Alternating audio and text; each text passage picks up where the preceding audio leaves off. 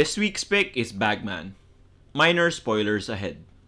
Bagman is an I Want series released in 2019 produced by Dreamscape Digital and Rain Entertainment. This gritty series, which recently came out on Netflix, follows an average decent man spiraling deeper and deeper into the criminal underworld with a distinctly Filipino flavor. Arjo Ataide plays Benjo Malaya, your typical neighborhood barber whose income and home is threatened by a road widening project. He turns to the authorities for reconsideration but to no avail. Halos kasing tanda ko na yung barberya namin. Natagal na nun doon. Alam ko, pero wala talaga akong magagawa. Kung gusto mo, sa munisipyo ka na magpag-usap. Then comes Big Boy, played by the Don's Jet Pangan, an underling of the corrupt governor Arturo Alcantara, played by Raymond Bagatsing, who offers to solve his problem in exchange for a task. Little did he know that it would be the start of a spiral in the web of crime. The series shows how circumstances can change a person's morality when backed against the wall, and how money can easily corrupt a seemingly ordinary man. As Benjo does a few more tasks for Big Boy, he is given more money which grows his ambitions.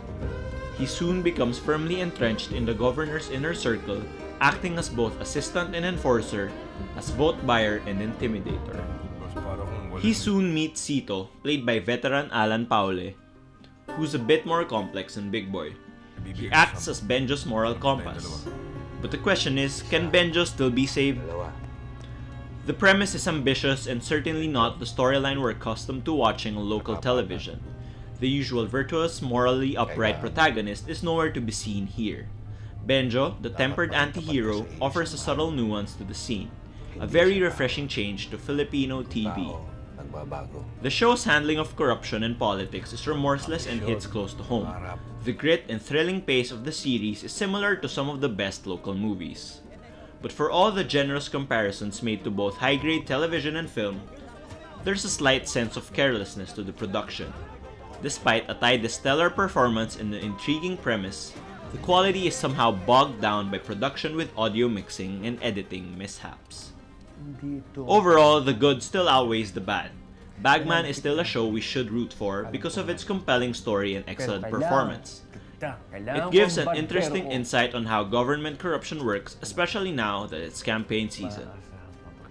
Catch both seasons of Bagman on Netflix. You should definitely watch this. The Watcher gives Bagman a rating of 3.5 out of 5. See you in the next installment of You Should Be Watching This, where The Watcher highlights underrated movies and shows in the history of mankind. I'm your host, The Watcher.